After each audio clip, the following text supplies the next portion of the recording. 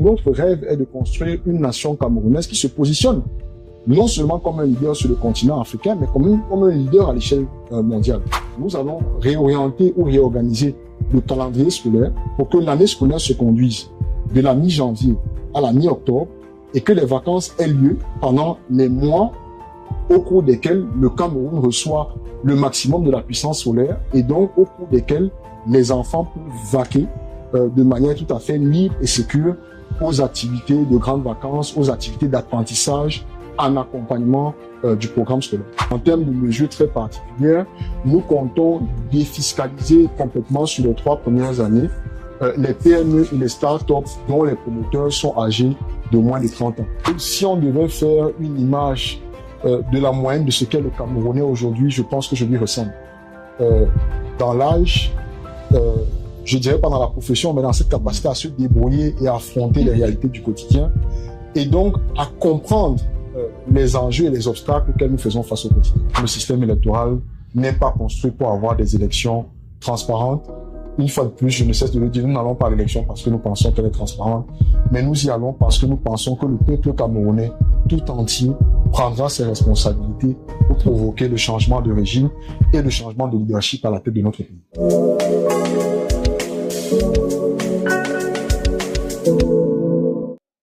Bonsoir à tous et bienvenue à ce format d'entretien spécial présidentiel 2025. C'est déjà le 3e épisode et nous recevons Hiram Iodi, candidat déclaré pour le compte du mouvement patriotique pour la prospérité du peuple, le 1P3. Bonsoir et merci d'avoir accepté notre invitation. Bonsoir Madame Fadimatou et merci de me recevoir. Comme tous les autres qui sont passés avant vous, nous parlerons de votre parcours politique, votre engagement et de ce que vous prévoyez pour 2025 au travers de vos propositions en tant que candidat à l'élection présidentielle. Merci. Bien. Mais avant tout cela, dites-nous, peut-être pour ceux qui ne vous connaissent pas encore très bien, qui est l'homme derrière le candidat Hiram Iodi? Je suis un Camerounais comme tous les autres. Je me nomme Hiram Samuel Iodi, comme vous l'avez indiqué, produit du système éducatif camerounais. Je suis né et grandi à Douala. J'ai été au collège Alfred Sacker et au collège Liberman.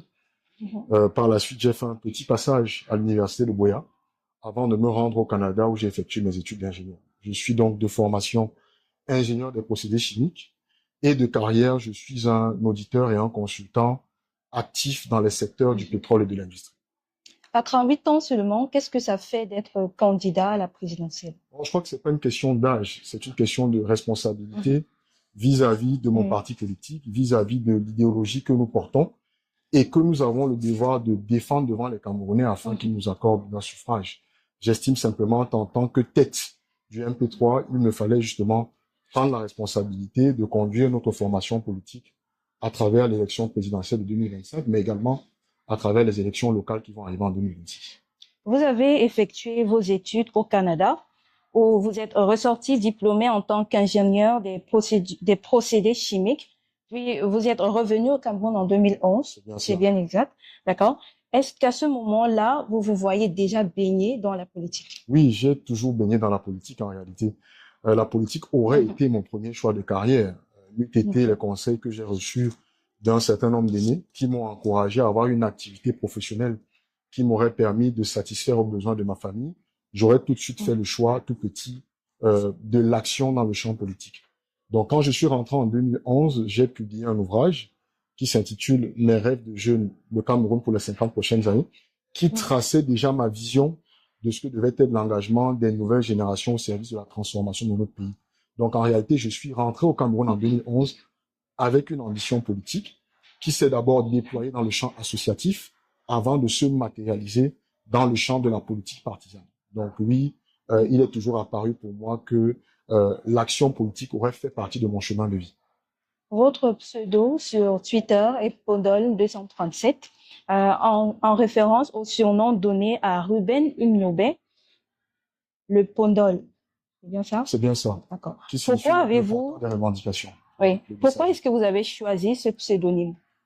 Simplement parce que j'estime que si un jeune Camerounais a une ambition politique, il doit pouvoir s'identifier à des figures qui, j'allais dire, font transparaître l'esprit de patriotisme et qu'il ne faut aucun doute que Ruben Oumyobé, il n'est pas le seul, mais parmi tant d'autres, est celui qui a donné sa vie pour le peuple camerounais. C'est grâce à lui que nous avons obtenu le semblant d'indépendance qui nous a été octroyé en 1960.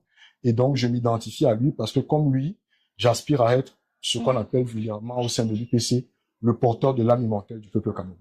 Est-ce que vous, particulièrement, cette figure politique, je dirais, est-ce qu'elle vous inspire particulièrement? Bien sûr, mes premières lectures, j'avais dit d'apprentissage de l'histoire politique du Cameroun ont été celles de Mongo Betty et d'Achille Mbembe, qui parlaient justement du vécu, du parcours, de la force des revendications et des idées de Ruben Oumyobé. Quand vous ouvrez le mémorandum sur le projet de société du MP3, à la première page, c'est la figure et une citation de Oumyobé qui est mentionnée. Donc, il est une inspiration pour moi, mais il est également une inspiration pour tous les membres fondateurs du MP3. L'idéologie que nous défendons aujourd'hui est pour nous la continuité du combat des pères fondateurs de l'UPC. Parlons maintenant de votre parcours associatif et politique. Votre engagement politique débute avec Synergie de la jeunesse camerounaise. En 2012, vous allez engager la création de l'association Synergie de la jeunesse camerounaise.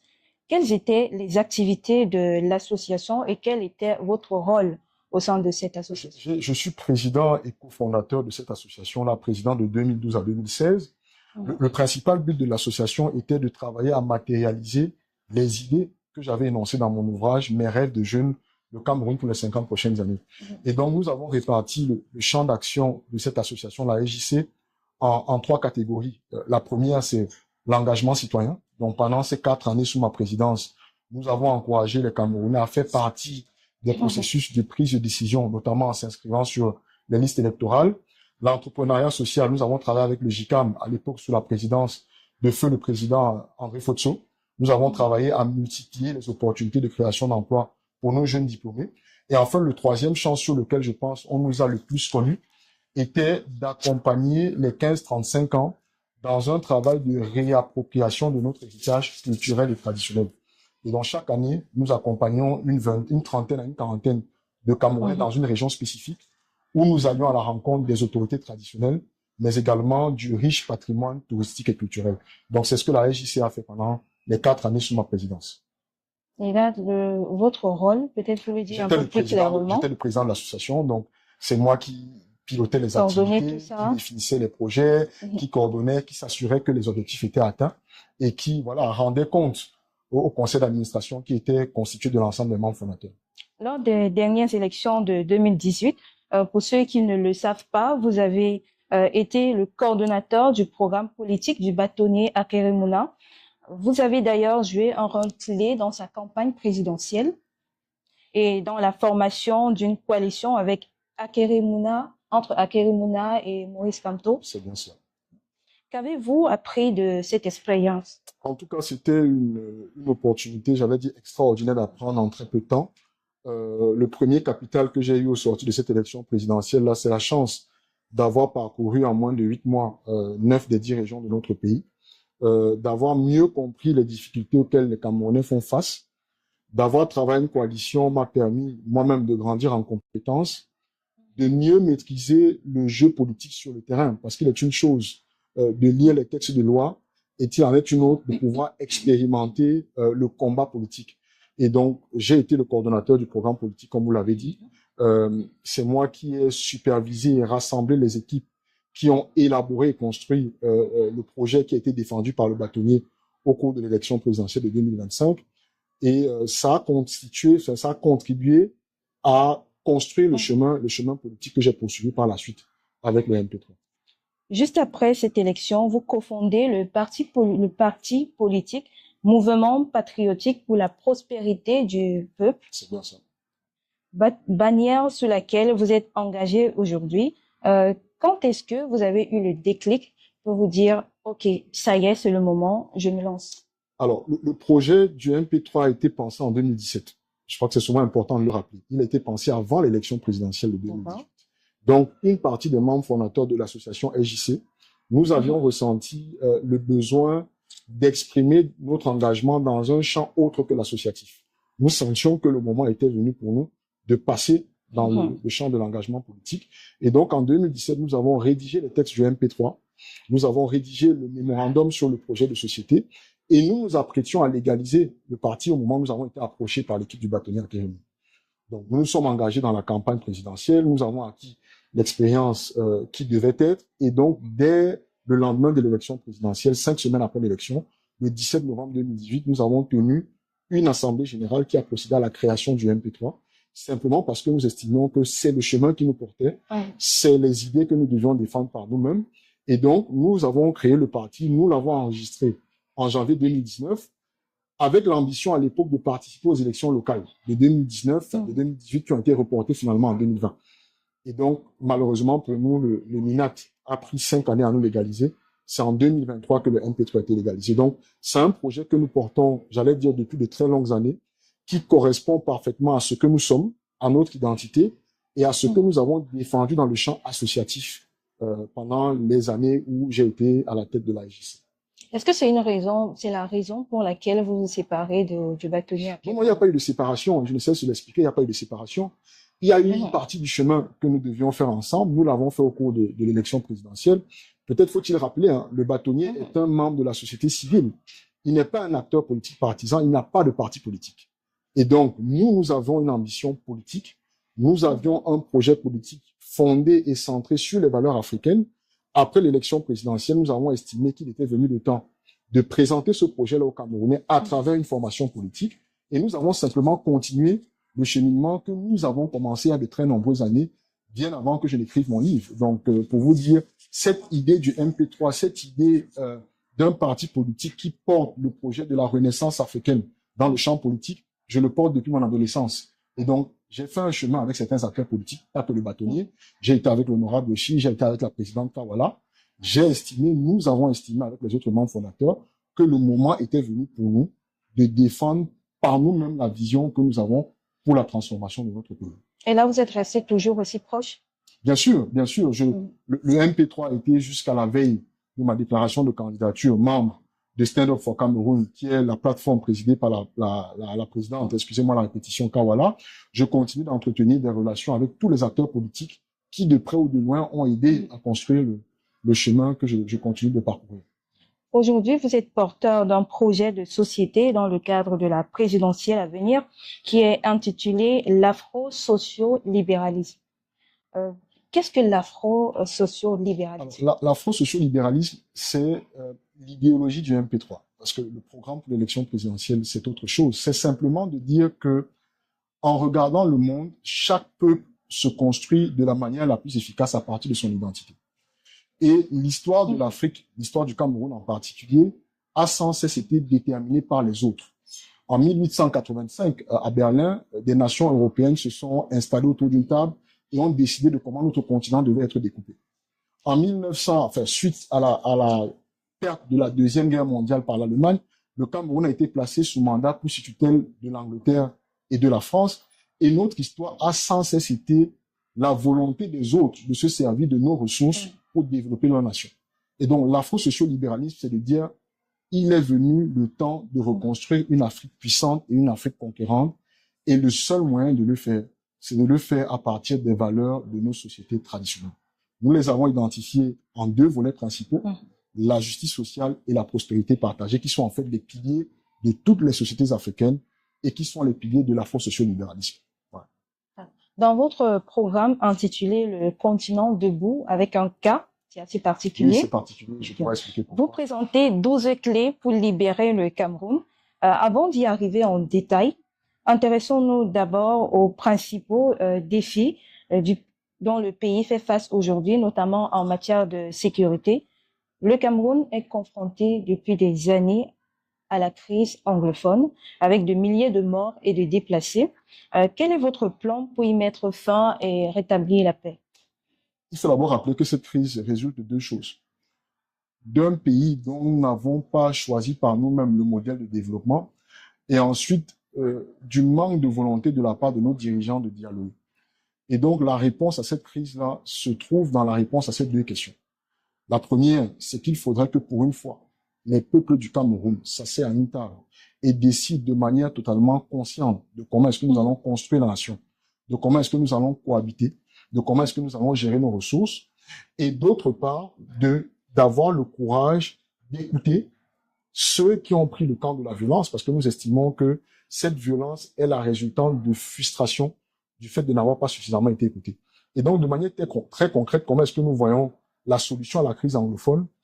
Nous pensons que l'un des piliers de cette solution-là est la forme de l'État du Cameroun. Nous sommes partis d'un État fédéral qui était une fusion entre un Cameroun anglophone et un Cameroun francophone en 61, vers une République unie en 72, qui a finalement violé les dispositions de l'État fédéral. Et c'est ça qui a commencé à être la source de frustration de la part de nos frères et sœurs des régions du nord-ouest et du sud-ouest. Pour en sortir, ce que nous pensons, c'est que quel que soit le candidat qui sera donné vainqueur au terme de l'élection présidentielle de 2025, il devra tout de suite ouvrir des consultations et des concertations avec l'ensemble des Camerounais pour nous mener vers une conférence nationale souveraine qui va décider non seulement de la forme de l'État, du modèle d'organisation des pouvoirs publics, mais aussi du modèle de gestion de nos ressources. Donc, en fait, la solution à la crise anglophone, c'est le dialogue et le courage de se parler pour, une fois de plus, déterminer comment est-ce que la nation camerounaise doit être construite. Est-ce qu'on parle là d'un dialogue national, mais à votre façon? Non, pas d'un dialogue national, vraiment d'une conférence nationale souveraine. Pour moi, c'est deux concepts totalement différents. Nous prenons le pouvoir au terme de l'élection présidentielle de 2025, au mois d'octobre. Dès notre élection, nous entamons des concertations à l'échelle locale avec toutes les couches de notre population et particulièrement ceux de nos frères et sœurs originaires des régions du nord-ouest et du sud-ouest.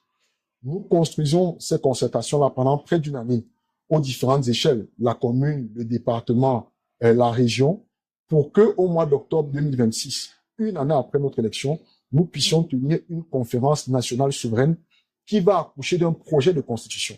Le dialogue national n'est pas sorti avec un projet de constitution. Donc nous sortons de cette conférence-là avec un projet de constitution et nous soumettons ce projet à la validation des Camerounais via un référendum qui sera organisé en février 2017.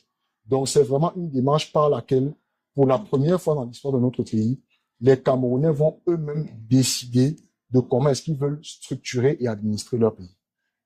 Face à l'insécurité, à la précarité et aux inondations dans le Grand Nord, quelles sont les solutions concrètes que vous proposez pour améliorer la situation? Il faut remettre le pouvoir de décision aux populations locales. C'est exactement cela. Et c'est un peu la déclinaison du modèle de gouvernance que nous proposons.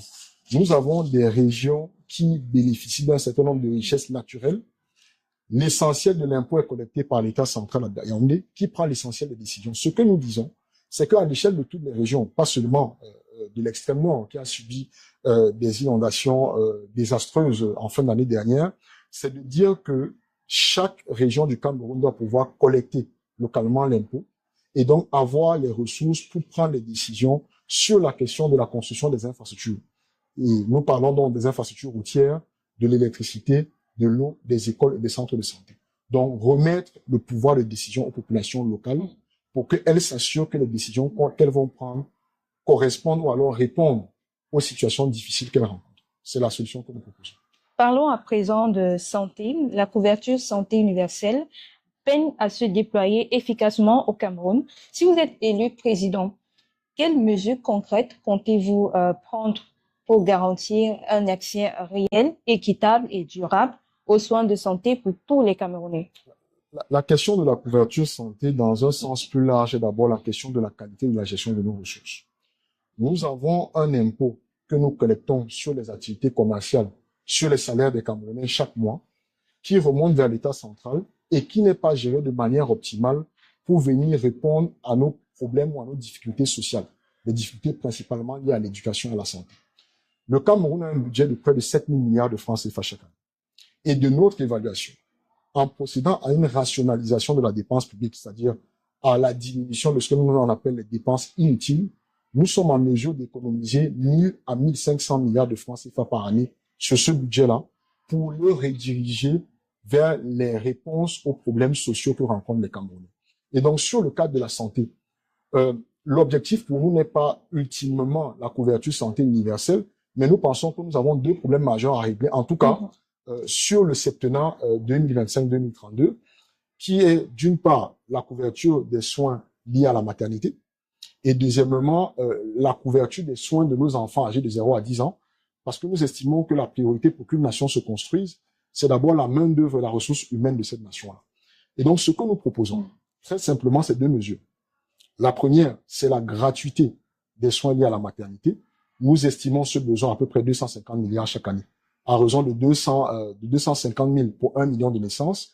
Et le deuxième pan, c'est une allocation que nous allons donner à chaque mère du Cameroun de 50 000 francs à chaque naissance pour qu'elle puisse accompagner la gestion des frais de lait de nos enfants. Donc, c'est une enveloppe globale de 300 milliards pour accompagner la naissance et, j'allais dire, la préservation de la vie de nos enfants que nous pouvons obtenir simplement en diminuant le train de vie de l'État. Et là, déjà, ce n'est pas déjà fait. Non, c'est pas déjà fait. Je pense que nous voyons le nombre et l'accumulation des scandales des jeunes femmes, des jeunes mères camerounaises qui meurent en couche dans nos centres de santé faute de prise de soins efficaces. Entrons maintenant dans certains des points de vos 12 clés pour libérer le Cameroun. Commençons par la clé 1. Oui. Vous proposez de réduire drastiquement la taille du gouvernement, passant de 63 à 20 ministres. Dans un pays comme le Cameroun qui a besoin de réformes, cette réduction est-elle réaliste et réalisable? Je veux dire, la capacité à implémenter une réforme ne dépend pas du nombre de personnes ou du nombre de membres de l'équipe du gouvernement, ça dépend de l'efficacité que l'on met en œuvre. La France est un pays, pour faire une comparaison, j'aime pas forcément nous assimiler à la France, mais c'est une comparaison logique. La France est un pays de 70 millions d'habitants, c'est-à-dire 2 fois plus que la population du Cameroun et compte 30 membres dans son gouvernement. Et pourtant, je ne pense pas que c'est un pays qui soit forcément moins bien géré que le nôtre. Ça veut dire que l'intelligence doit nous pousser à avoir une organisation des ressources humaines qui amène vers un résultat d'efficacité. Et dans ce sens, ce que nous disons, c'est qu'avec l'architecture de gouvernance de notre pays que nous allons avoir en 3 étapes. La première, c'est la commune, qui va être en charge des prises de décision sur les questions de développement local. La deuxième, c'est la région, qui va piloter, structurer, coordonner le développement des infrastructures. Et le troisième niveau, c'est l'État central, qui va s'occuper des questions régaliennes, des questions de justice, des questions de défense, des questions de souveraineté. Et quand vous concevez la construction de notre État dans ce type de modèle-là, vous n'avez pas besoin de 63 membres pour gouverner l'État. Vous avez besoin de 20 membres qui, pour chacun d'entre eux, assument une fonction spécifique qui permette à notre organisation gouvernementale d'être efficace. Concernant la lutte contre la corruption, vous proposez de créer une nouvelle autorité alors que la CONAC est déjà existante. Qu'est-ce que vous comptez mettre en place qui soit différent de cette institution qui est déjà là? Quels sont les résultats réels de la CONAC? La CONAC est une institution qui principalement est dotée des pouvoirs d'enquête, qui fait des investigations, des audits et qui rend des rapports. Mais après ça, le travail de la CONAC s'arrête à ce stade-là. Nous, ce que nous disons, c'est que le principal rôle d'une autorité de lutte contre la corruption doit être de récupérer les fonds qui ont été détournés par les responsables publics camerounais. Et donc, dans ce sens, nous proposons de créer une autorité dotée à la fois des pouvoirs d'enquête, de poursuite et de récupération des fonds qui permettra à l'État camerounais de récupérer ces ressources-là qui, pour un certain nombre, continuent de nourrir des économies à l'extérieur de notre pays. Donc, le but de cette autorité, la principale mission, ce sera de renflouer les caisses de l'État à partir de la saisine des biens et des fonds qui ont été détournés par les gestionnaires de la fortune publique. La deuxième clé de votre programme continent avec CAP, un État qui nous rassemble et qui nous ressemble. Okay. Vous évoquez la définition consensuelle de la forme de l'État au cours d'une conférence nationale souveraine dès 2026. Sur quoi va porter votre conférence? Sur 3 choses. C'est un peu ce que j'ai dit en répondant à la question sur la résolution de la crise anglophone. Cette conférence nationale souveraine portera sur, premièrement, la forme de notre État, deuxièmement, le modèle d'organisation des pouvoirs publics et troisièmement, le modèle de gestion de nos ressources.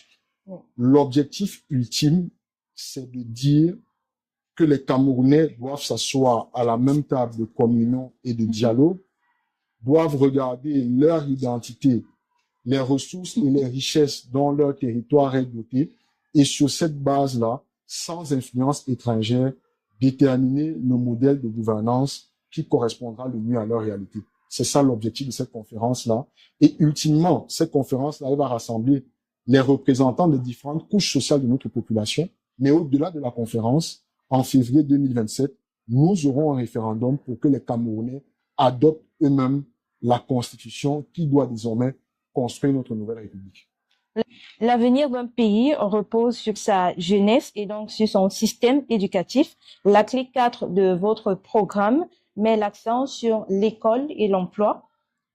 Allons plus en profondeur sur ce volet. Vous évoquez un seul système bilingue de français, anglais pour tous.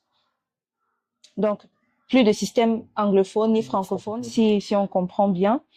Comment comptez-vous mettre cela en application? Alors, je crois que c'est essentiel d'abord de rappeler que les deux systèmes éducatifs que nous avons en vigueur au Cameroun correspondent à une vision spécifique du monde. C'est-à-dire que les deux États, la France et l'Angleterre, auxquels on avait confié le mandat de la gestion de la supervision du Cameroun, ont mis en place des systèmes éducatifs qui permettaient de former les administrateurs qui étaient des relais, en fait, de leur puissance coloniale chez nous.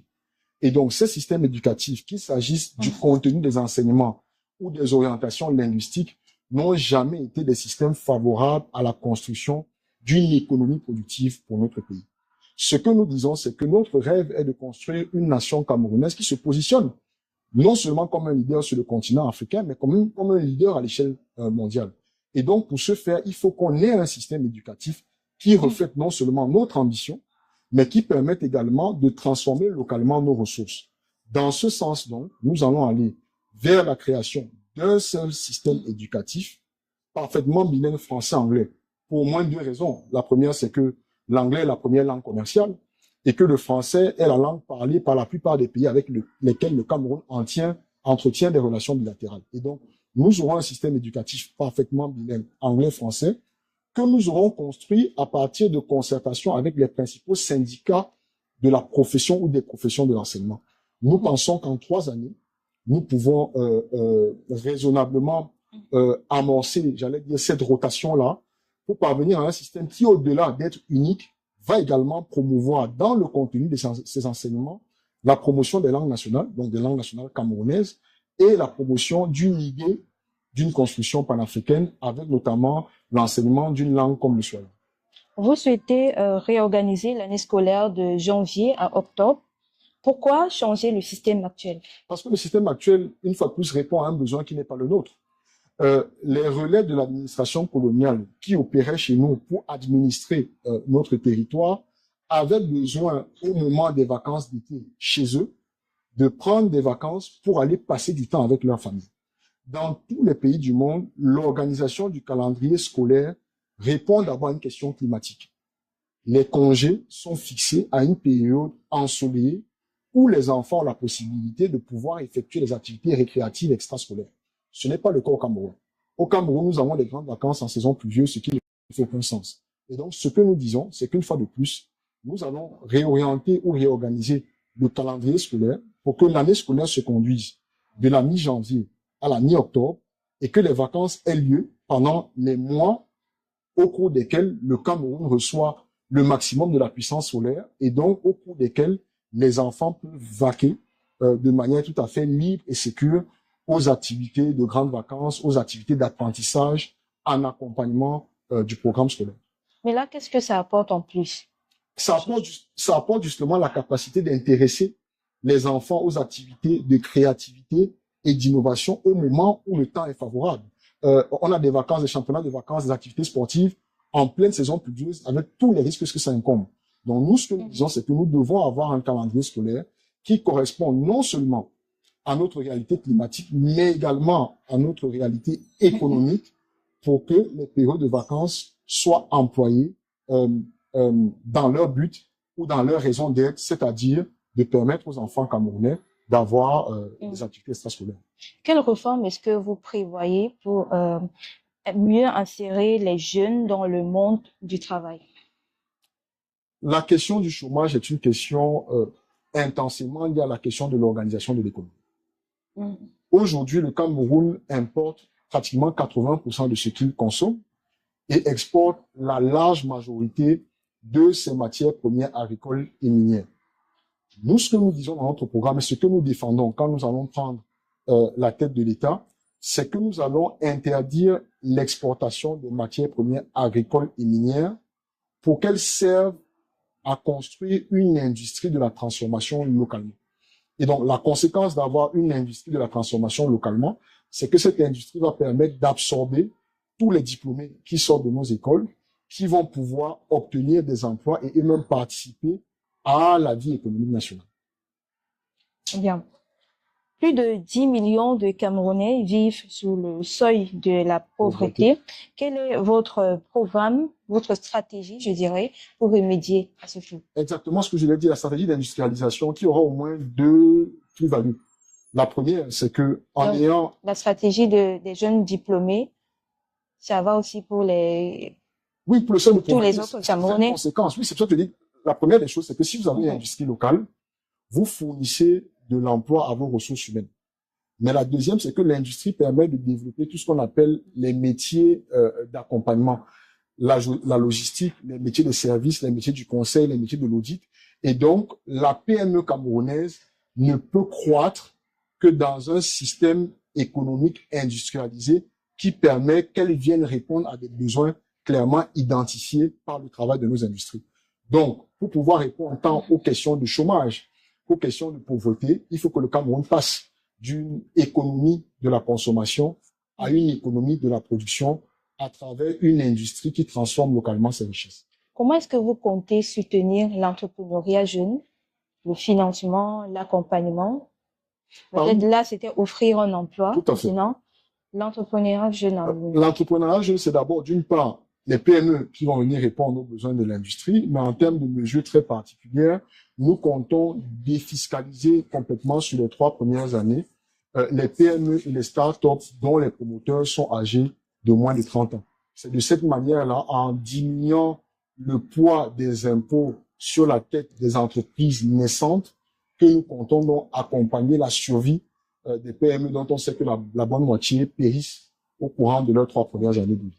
Une jeunesse formée et ambitieuse a aussi besoin d'infrastructures fiables, à commencer par l'accès à l'énergie. Tout à fait. La clé 7 qui concerne un problème qui touche le quotidien de millions de Camerounais, les délestages. Que proposez-vous pour y mettre fin? Nous proposons un modèle économique qui, de manière globale, est axé sur un pilotage à l'échelle régionale. Pour la question de l'industrie, ce que nous disons, c'est que chacun des départements du Cameroun est doté de ressources qui permettent de produire de l'électricité. Soit nous avons de l'eau pour l'hydroélectricité, nous avons la terre pour la géothermie, le soleil pour l'énergie solaire, le vent pour l'éolienne, ou le gaz à partir duquel on peut également produire de l'électricité. Et donc, la logique de gouvernance que nous proposons dans ce sens, c'est d'avoir une production de l'électricité régionalisée afin que chaque département soit autonome dans son chemin de production et de distribution de l'électricité. Et donc, à l'échelle des régions, d'avoir simplement une coordination qui permette de s'assurer d'une répartition équitable de cette énergie-là. Donc, en 2-3 termes, c'est de permettre que chaque département de la République du Cameroun, de manière autonome, produise le volume d'électricité dont il a besoin pour doper son activité économique. Parlons maintenant de souveraineté à travers votre clé 10. Dans une de vos mesures sur la fin du néocolonialisme, vous proposez la sortie immédiate du franc CFA. Quel serait le régime de change de la nouvelle monnaie? Alors, le régime de change est une question qui est à discuter avec les autres pays de la zone franc. Il faut le rappeler, nous partageons une monnaie avec au moins 5 autres pays pour parler de la CEMAC. Je ne parlerai pas de la CEDEAO, qui elle-même est déjà engagée dans un chemin de reconstruction, de redéfinition de sa monnaie. Mais avant de parler du régime de change, j'aimerais d'abord rappeler que la monnaie est un instrument de souveraineté, comme vous l'avez dit, mais c'est également un instrument de pilotage de la stratégie économique d'un pays. Et donc, toute nation qui se pense puissante et durable dans le temps ne peut pas construire son économie sur la base de la monnaie des autres. Donc, la question de la sortie du franc CFA est autant une question de survie pour nos économies qu'une question de souveraineté. Et donc, dans ce sens, nous allons, dès notre accession à la magistrature suprême, dénoncer les accords de coopération monétaire qui ont donné naissance au franc CFA, mais engager tout de suite une discussion avec nos pays frères et amis de la zone CEMAC, donc le Tchad, la RCA, le Gabon, le Congo et la Guinée équatoriale, pour procéder tout de suite à une transformation de la monnaie commune que nous utilisons. Et cette transformation-là aura plusieurs plans. Donc, il y aura la question du régime de change. De notre point de vue, doit être flexible et adossé sur un panier de devises. Nous pensons principalement à 3 monnaies au regard des relations économiques que nous avons avec un certain nombre de nations. Le yuan chinois, le dollar américain et l'euro. Nous pensons à la question du nom de cette monnaie-là, à la question du lieu d'impression. En 2025, nous ne concevons pas en tant qu'Africains que notre monnaie continue d'être imprimée dans des nations étrangères. Et enfin, sur le plan strict de la souveraineté, le fait que les puissances étrangères aient encore des sièges au conseil d'administration de notre banque centrale avec un droit de veto ne correspond pas du tout à la philosophie avec laquelle nous projetons la construction de la souveraineté de nos pays. Comment assurer que la nouvelle monnaie soit suffisamment stable pour ne pas procéder à un effondrement économique, comme cela a été le cas pour le Mali dans les années 60? Oui, on nous parle de l'effondrement du Mali dans les années 60, mais on ne nous parle pas de la réussite du Ghana, du Kenya, du Maroc, qui sont des pays du Nigeria, qui sont des pays africains qui sont dotés de leur propre monnaie. Je pense que c'est un argument qui est sans cesse utilisé par ceux qui sont contre la sortie du franc CFA pour définitivement nous faire peur. Il y a des nations africaines qui ont leur propre monnaie sans que leurs économies ne s'en voient fortement fragilisées. Et donc, la solution, c'est de renverser la balance commerciale. Pour avoir une monnaie forte, vous devez vendre beaucoup plus que vous achetez. En d'autres termes, vous devez exporter beaucoup plus que vous n'importez. Et donc, la solution à cette question-là, c'est pour ça que l'ensemble des clés de nos programmes se tiennent, c'est l'industrialisation locale. À partir du moment où on a une industrie camerounaise forte et compétitive, qui transforme nos ressources localement et qui vend nos produits à l'extérieur, on a tous les moyens d'assurer la stabilité de la monnaie que nous aurons construite idéalement avec les autres pays de la zone CEMAC, sinon de la monnaie que le Cameroun se sera décidé à créer par lui-même. Par lui-même. Oui. Donc, ce sera créé, cette monnaie sera produite au Cameroun. Bien sûr. L'idée, en tout cas, c'est que les pays africains puissent eux-mêmes définir leur politique monétaire, définir l'arrimage et les régimes de change, mais également imprimer et produire leur monnaie localement. Vous évoquez l'adhésion à une monnaie panafricaine ou régionale, ce qui implique de collaborer avec des pays voisins d'Afrique centrale, voire avec l'ensemble du continent. Africains. Comment comptez-vous convaincre ces pays à suivre dans cette démarche? Je ne sais pas s'il y a besoin de convaincre un être ou des peuples qu'ils doivent être autonomes, qu'ils doivent être indépendants, qu'ils doivent maintenir leur dignité. Nous continuons d'être infantilisés par les autres et je pense qu'il n'y a pas besoin d'un discours particulier pour appeler à un événement qui va nous permettre de nous prendre en charge. L'idéal que nous défendons, vous l'avez dit, c'est une idéologie qui s'appelle l'afro-sociolibéralisme, qui ne s'adresse pas seulement au Cameroun en particulier, mais qui vise comme idéal la construction d'un marché panafricain. Et quand vous parlez d'un marché panafricain, vous parlez de l'élimination des barrières, vous parlez d'une monnaie commune, idéalement, et vous parlez également d'une langue commune. C'est pour ça que dans le système éducatif, nous allons introduire l'apprentissage. Mais parlant spécifiquement de la monnaie, l'Afrique de 2050, ce sera 2 milliards d'habitants. Ce sera la moitié de cette population qui aura moins de 25 ans. Donc, en plus d'être le principal réservoir de matières premières, nous aurons la force de travail la plus importante de l'humanité. Logiquement, nous devons être la première économie mondiale. Et le seul moyen de construire cette économie forte, c'est de le faire ensemble. Et je pense que ce discours a commencé à être porté par d'autres nations. Donc, en réalité, le Cameroun n'a pas à convaincre les autres. Le Cameroun a juste à embarquer dans cette démarche de construction d'un idéal panafricain fort. Je pense que certains pays de l'Afrique de l'Ouest sont dans cette démarche. Nous portons cette conviction de ce que l'Afrique doit être le nouveau leader du monde et que nous avons toutes les ressources pour y arriver. La question de la monnaie est d'abord une question de décision politique et il nous faut avoir le courage de construire et de créer notre propre monde. En lien à présent avec l'indépendance économique, la clé 8 s'attaque à la question foncière et au développement industriel. Là aussi, vous proposez des points qui suscitent le débat. Au niveau de la question foncière, vous proposez de limiter 2 hectares la capacité d'acquisition par une personne physique ou morale, donc aussi les entreprises. Cette limitation ne serait pas un frein pour le développement de grandes industries? Non, c'est pas un frein. Ce que le MP3 porte ou essaye de porter, c'est une nouvelle vision du monde. Et c'est une nouvelle vision du monde qui correspond dans la réalité à ce qui a fait la force des empires africains dans le passé. Je vous l'ai dit, nous avons deux piliers, la justice sociale et la prospérité partagée. Et la question de la philosophie, en tout cas la philosophie économique africaine, est d'abord une question d'équité. Nos modèles de production doivent s'assurer que tous les enfants de la communauté aient accès de manière équitable à la terre. Et donc, ce que nous disons, c'est que nous devons trouver le juste milieu entre la propriété privée ou la propriété individuelle et le poids de la communauté. C'est ça l'essence de développement que porte l'Afrique. La proposition que nous faisons est de dire, chaque citoyen camerounais, à titre individuel et personnel, ne peut pas posséder plus de 2 hectares de terre pour qu'on évite de se retrouver dans les différentes situations de conflits fonciers que l'on observe sur le territoire camerounais et qui s'intensifient ces dernières années parce que le pouvoir des plus forts domine sur la large majorité qui détient souvent un pouvoir économique un peu plus faible. Et donc, dans le cadre des projets industriels, les Camerounais peuvent jouir de manière indéfinie de l'accès à la terre dans le cadre de contrats de mise à disposition ou d'exploitation. Donc, il ne s'agit pas de priver les industries d'une capacité d'avoir accès à la terre. Il s'agit de dire que de manière individuelle, un Camerounais, par le pouvoir du titre foncier, ne doit pas posséder plus de 2 hectares de terre. Le Cameroun accuse un important retard en matière d'industrialisation. Quel est votre projet concret pour développer une industrie nationale forte et compétitive? Ça tient à 2-3 choses. D'abord, l'architecture fiscale. Je suis moi-même un produit de l'industrie. Je sais quel est le poids que les impôts ont sur notre capacité à être rentable et donc à accumuler du résultat pour réinvestir et augmenter les capacités de production de nos exportations. Donc, c'est 2-3 choses. La première, c'est qu'il faut garder nos matières premières localement et permettre donc que nos industries n'importent plus les matières premières dont elles ont besoin pour alimenter les unités de production.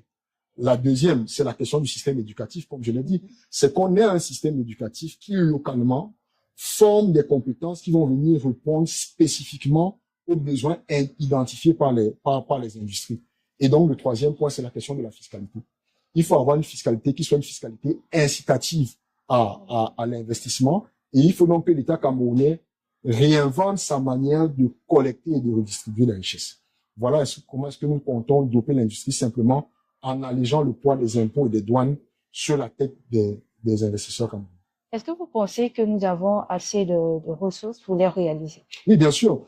L'industrie tient à 3 choses. Hein. C'est bien évidemment la terre, c'est le capital humain et c'est le capital financier. Je pense qu'il n'y a aucun doute. Le Cameroun, c'est 475 442 km² de terre extrêmement fertile sur toute l'étendue de notre territoire. Le Cameroun, c'est une ressource humaine hautement intelligente, hautement qualifiée, hautement dynamique. Et donc, le dernier point, comme vous dites, est celui du financement. Et nous disons donc qu'il faut alléger le poids de l'impôt pour donner plus de souffle aux entreprises, leur permettre d'aller chercher plus de capitaux pour réinvestir et augmenter leur capacité de production. Vous ouvrez aussi votre projet sur l'Afrique et la diaspora, notamment avec la clé 12. Vous défendez la double nationalité permettant à un Camerounais d'en avoir 2.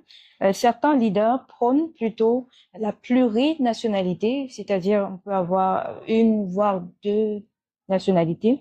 Pourquoi vous limitez-vous à 2 seulement? Je pense, et j'ai l'habitude de dire que nos nations sont jeunes et elles sont fragiles. Et donc, elles nécessitent d'avoir un minimum de contrôle sur la qualité de nos ressources, notamment celles qui occupent des postes de gestionnaire de la fortune publique. Je pense que 2 nationalités, c'est suffisant. C'est la principale revendication des Camerounais de la diaspora. Le levier ou la réponse, la question à laquelle nous venons répondre à travers cette réforme-là, c'est simplement de permettre à nos frères et sœurs qui ont acquis une autre nationalité de n'avoir plus besoin de demander un visa lorsqu'ils veulent se rendre chez nous.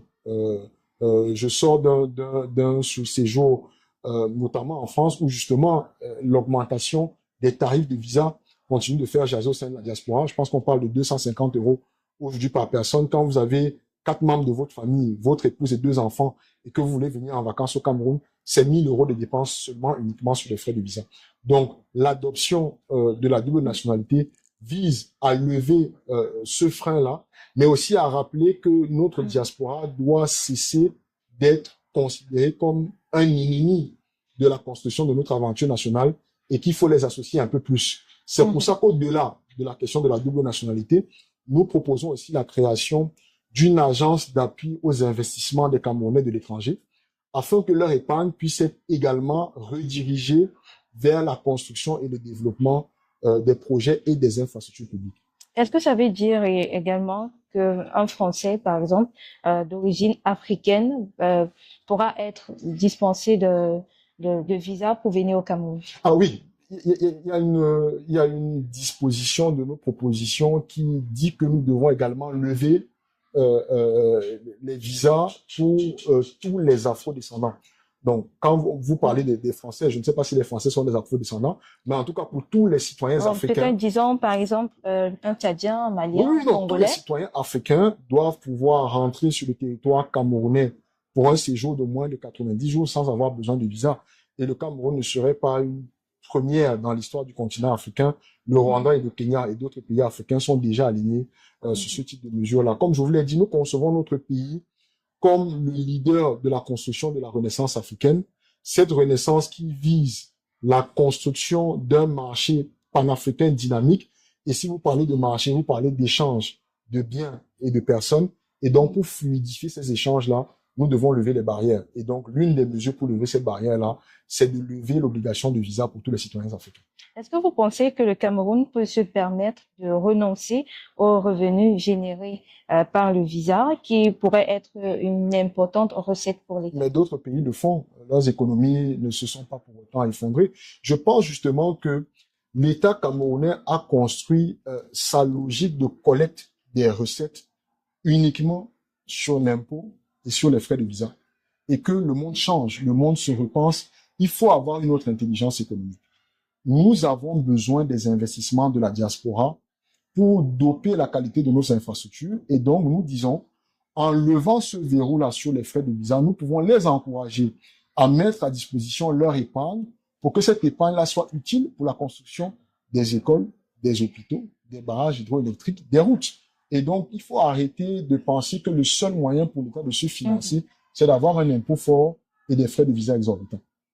D'accord. Venons-en à votre engagement politique concret.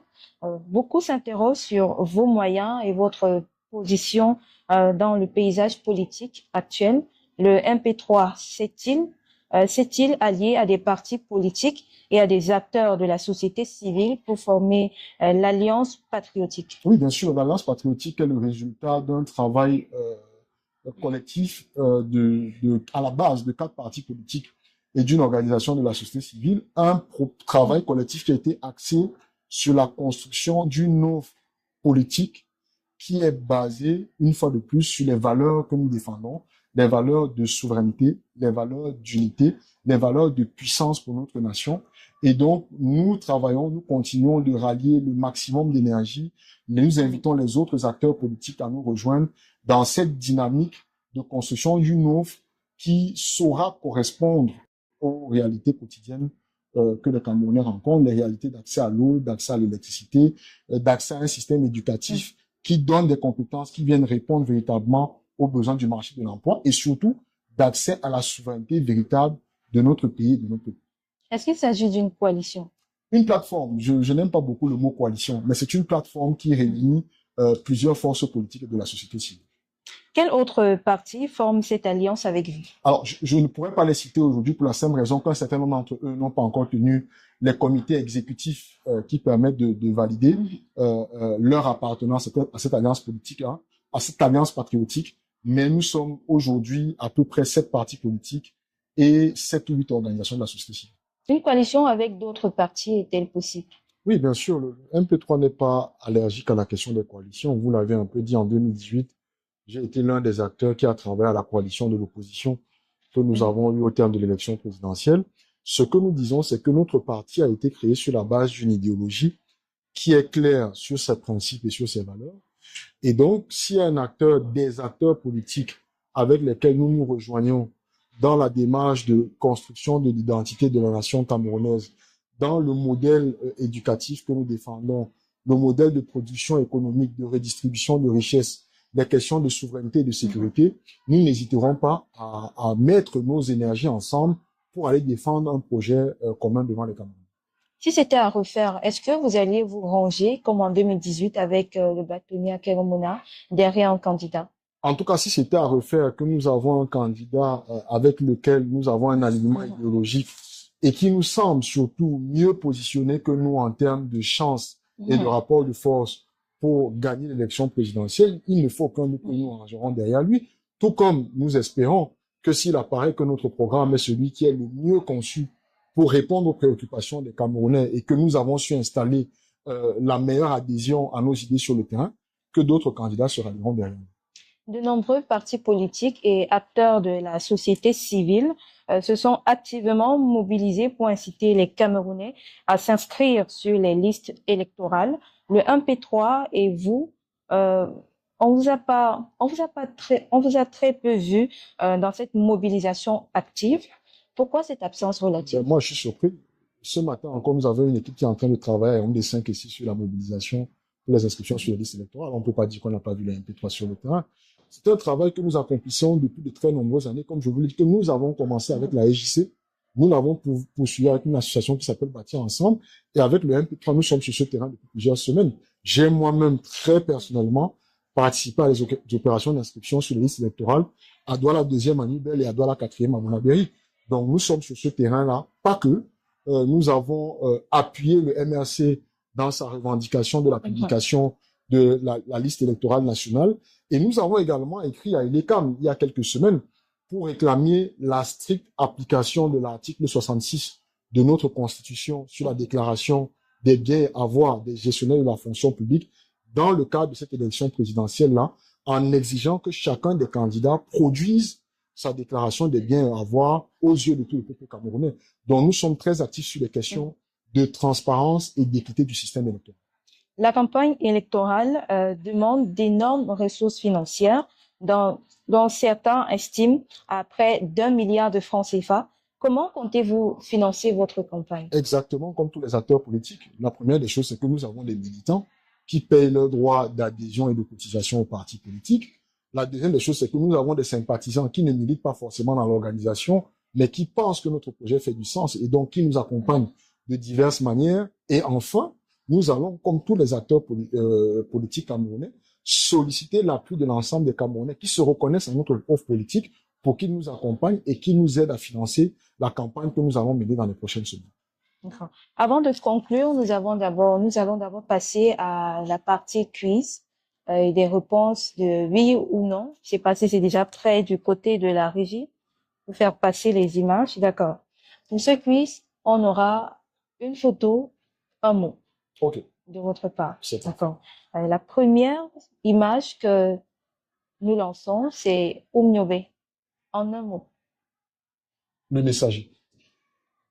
Le messager. Le messager le sacrifie, c'est ce que je dis. Et pourquoi le messager et pas un autre qualificatif?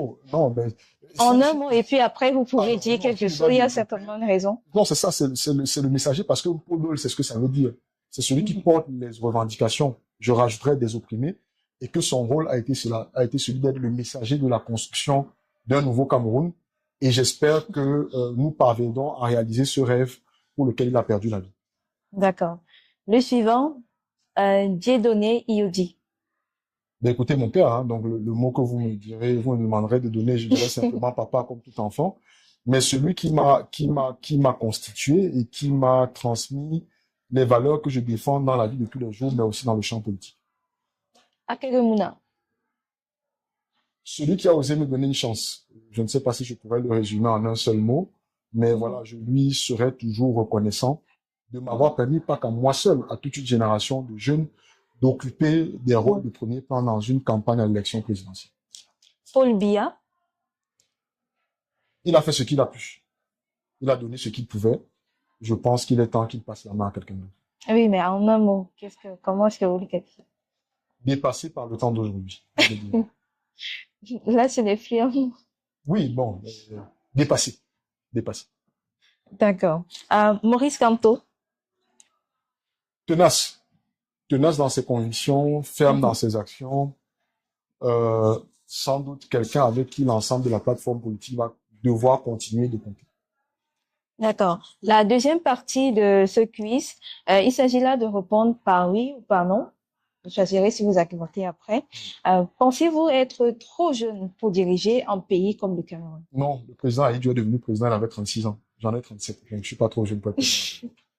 Seriez-vous prêt à sacrifier votre candidature pour vous allier derrière un autre leader? C'est vrai que vous l'avez dit plus haut. Absolument, et je le répète une fois de plus, oui, si ce leader porte les convictions qui sont les nôtres et que nous avons l'impression qu'il peut avoir un résultat meilleur que le nôtre. Croyez-vous en des élections transparentes au Cameroun? Oui, dans un futur lointain. Pour le moment, le système électoral n'est pas construit pour avoir des élections transparentes. Une fois de plus, je ne cesse de le dire, nous n'allons pas à l'élection parce que nous pensons qu'elle est transparente, mais nous y allons parce que nous pensons que le peuple camerounais tout entier prendra ses responsabilités pour provoquer le changement de régime et le changement de leadership à la tête de notre pays. D'accord. Pour clore cet entretien, une dernière question en une phrase. Et bon, là, vous pourrez argumenter. Pourquoi les Camerounais devraient-ils vous faire confiance et vous voter, vous, et pas une autre personne? Pour au moins deux raisons. Pour au moins deux raisons. La première, c'est que si on devait faire une image de la moyenne de ce qu'est le Camerounais aujourd'hui, je pense que je lui ressemble. Dans l'âge, je dirais pas dans la profession, mais dans cette capacité à se débrouiller et à affronter les réalités du quotidien, et donc à comprendre les enjeux et les obstacles auxquels nous faisons face au quotidien. Je suis un Camerounais de 37 ans, vous l'avez dit. Je suis un chef d'entreprise qui doit, à la fin de chaque mois, faire des acrobaties pour payer les salaires de ses employés. Je suis un débrouillard qui fait face aux difficultés de factures impayées, à la pression des impôts, à l'absence d'électricité. Je ne suis pas un privilégié qui vit dans une tour comme ceux qui nous dirigent et qui sont complètement déconnectés des réalités de notre quotidien. Et donc, je pense que je porte en moi l'essence de ce que c'est que le Camerounais d'aujourd'hui. Je le comprends et je peux valablement défendre les difficultés qu'il rencontre au quotidien. Mais au-delà, je suis le porteur d'un projet, d'une idéologie, d'un programme qui vise à reconstruire un Cameroun de puissance. Un programme qui nous rappelle que la multitude de cultures que nous constituons aujourd'hui n'est pas qu'un hasard. C'est une volonté parce que le Cameroun doit être le symbole de la nouvelle culture planétaire. Et que ce programme-là vise à consolider notre puissance afin que nos richesses soient utilisées non pas pour servir les intérêts de quelques-uns, mais pour satisfaire aux besoins de l'ensemble des Camerounais. Je pense que les Camerounais se reconnaîtront en moi. Je pense qu'ils se reconnaîtront dans le projet que je défends. Et j'ai encore 4 mois pour les convaincre de ce que je suis la personne la mieux indiquée pour présider aux destinées de notre nation. Un message peut-être pour tous ces Camerounais pour la fin? C'est notre moment, c'est le slogan que nous avons décidé de porter pour cette campagne à l'élection présidentielle. C'est le moment pour nous de réaliser le rêve des nombreuses générations de Camerounais qui ont donné leur sang, leur sueur et leurs larmes pour que nous puissions avoir enfin un pays indépendant. C'est le moment pour donner raison à Douala Mangabel, à Martin Paul Samba, à Ruben Nyum-Nobel, à nos parents, ceux de notre génération qui se sont battus pour qu'on ait un minimum de démocratie au début des années 1990. C'est le moment de construire un Cameroun bien gouverné, un Cameroun puissant et un Cameroun conquérant. Et je vous demande de m'accorder votre confiance pour qu'on puisse réaliser ensemble ce destin glorieux pour notre pays. Merci Hiram Iodi d'avoir répondu à nos questions. Les Camerounais vous ont écouté et pourront désormais évaluer vos propositions, vos actes, vos engagements en vue des élections de 2025. Merci une fois de plus de m'avoir reçu. Merci à vous, chers internautes, de nous avoir suivis. Si vous avez aimé, likez, commentez et partagez. Et n'oubliez pas surtout de vous abonner pour ne rien manquer des prochains entretiens.